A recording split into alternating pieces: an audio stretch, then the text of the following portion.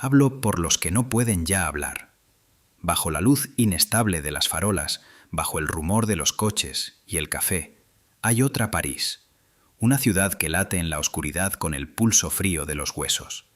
Les voy a bajar conmigo, no tengan prisa. Aquí la prisa no cabría. Sigan la línea de las paredes humedecidas y escuchen cómo la piedra cuenta su historia. Bajo nuestros pies existe un entramado de pasillos tallados a lo largo de siglos, canteras que los romanos comenzaron a cavar cuando Lutecia aún no era más que un cruce en el Sena, y que fueron modelando la ciudad por abajo mientras la ciudad vivía sobre ellos. La roca caliza, cortada a golpes de pico, habla de manos antiguas.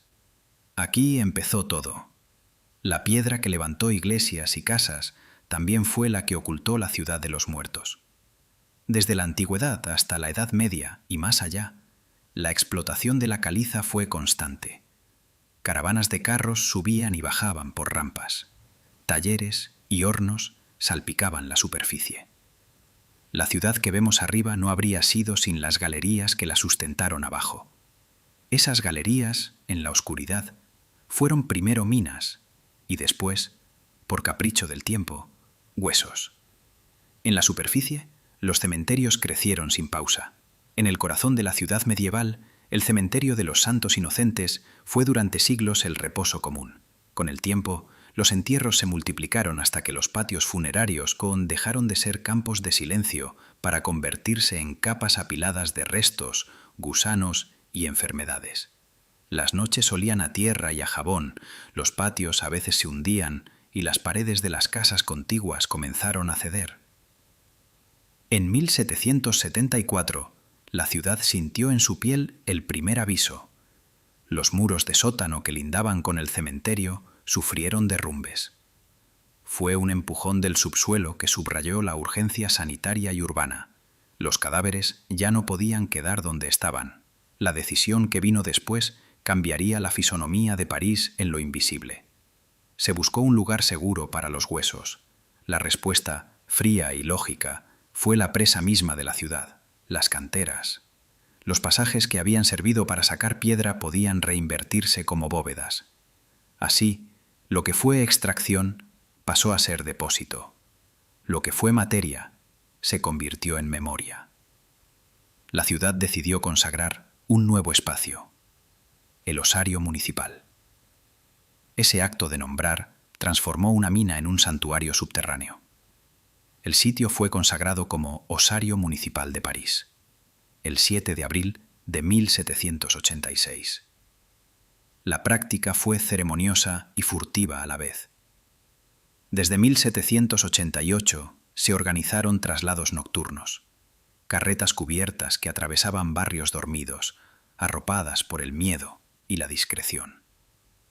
Los porteadores cerraban las tapas, los vecinos encendían velas en los alféizares, y la ciudad observaba su sueño con la muerte siendo llevada hacia el subsuelo.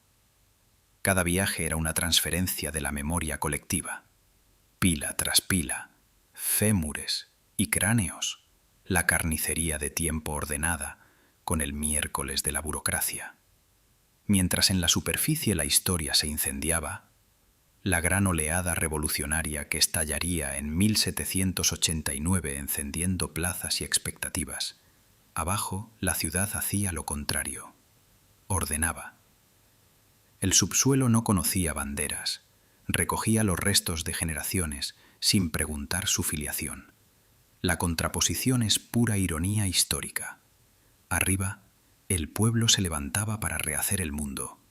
Abajo, el mundo rehacía el reposo de los muertos. Ese contraste es una de las primeras grietas en la piel de la ciudad. En la sombra de la restauración urbana emergió una figura que convertiría el depósito en experiencia. Louis-Étienne Héricard de Thury.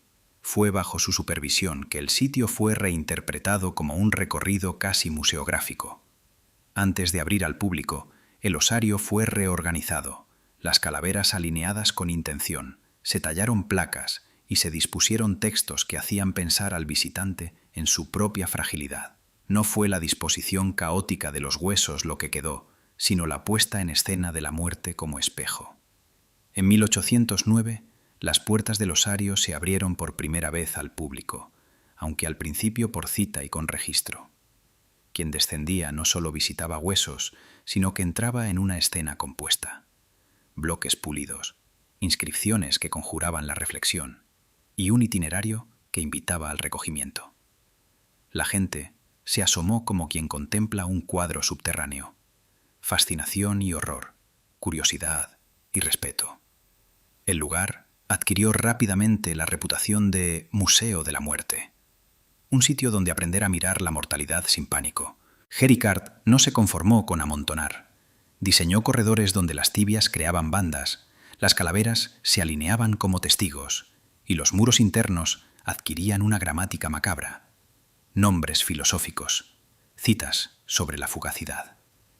En algunos tramos, la disposición llegará a ser casi ornamental. Un friso de huesos que, iluminado por una lámpara, parece esculpir la propia idea de la muerte. La intención fue doble: conservar y educar. Imponer también una estética que pudiera domesticar el espanto. No hablamos de cientos, sino de millones. Más de 6 millones de parisinos fueron reubicados en estas galerías a lo largo de los procesos de traslado. Cada pasillo alberga capas de vidas, enfermedades, nombres borrados por el tiempo. La vasta cifra transforma lo íntimo en escala, la historia individual en un mapa de la ciudad entera. Frente a ese número, todas las biografías pequeñas se ven absorbidas por una realidad mayor. Desde su apertura, las catacumbas arrastraron historias. Se habló de murmullos que viajaban por corrientes de aire, de sombras que no correspondían a cuerpos, de nombres que se escuchaban como si alguien llamara desde una bóveda sellada. Con el paso de los años, las historias se ramificaron: leyendas sobre tumbas profanadas, relatos románticos sobre amantes sepultados a la carrera, y el recurso eterno del rumor que vuelve los lugares más peligrosos de lo que son, y a la vez mucho más sagrados. Es aquí, en un desvío que muchos visitantes no atraviesan, donde terminamos este episodio. Las paredes se humedecen, el aire huele a mineral y a edad, y la linterna descubre una placa que nadie puso en la ruta oficial. Un nombre tallado con prisa, una fecha que no coincide con las grandes placas, una inscripción anecdótica, casi hecha para que alguien curioso la encuentre. La voz del narrador susurra: ese nombre pertenece a alguien cuya muerte cambió el curso de la ciudad de maneras que aún no comprenderemos. Algo cae en el silencio. Un pequeño papel enrollado, atado con hilo negro, con letras que apenas se leen. Desde arriba, la ciudad sigue su marcha. Desde abajo, la historia aún respira. Y la pregunta queda colgando: ¿qué secretos transportaron realmente esas carretas nocturnas? ¿Qué voz olvidada susurra desde las paredes?